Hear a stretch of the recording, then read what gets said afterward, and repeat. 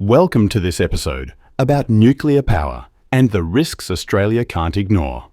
As we approach the 2025 federal election, I've been thinking a lot about the decisions we face regarding Australia's energy future, particularly when it comes to nuclear power. Today, I want to talk about something that sends chills down the spines of nuclear safety experts, the blue flash. It's not something from a sci-fi movie, but a real phenomenon that occurs during what we call criticality incidents, essentially accidental nuclear chain reactions that can have devastating consequences. Let me share a sobering example from 1999 in Tokimura, Japan. Some technicians, trying to save time, made the fatal mistake of mixing uranium solutions in ordinary buckets instead of using proper safety equipment. What followed was catastrophic. A criticality incident that released deadly radiation and claimed lives. It's a stark reminder that even experienced professionals can make mistakes with irreversible consequences. Looking back at nuclear history, there's a particularly telling story about physicist Richard Feynman during his time at Oak Ridge in World War II.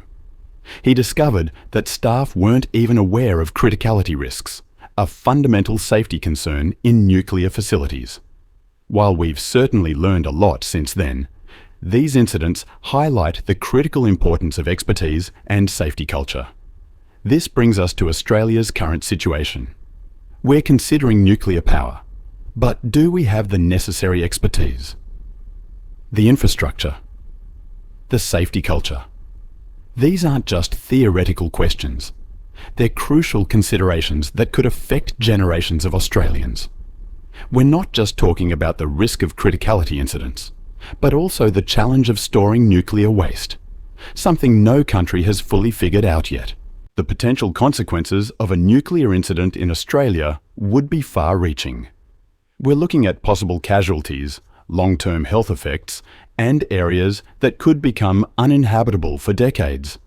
The economic impact would be devastating, affecting everything from healthcare to tourism and agriculture. As we approach the 2025 election, I believe we need to seriously weigh these risks against the proposed benefits. Are there safer alternatives we should be exploring? Is nuclear power worth the inherent risks? These are questions every Australian voter needs to consider carefully. Thanks for tuning in to today's episode. Remember, the decisions we make today will shape Australia's energy landscape for generations to come. I'll catch you next time.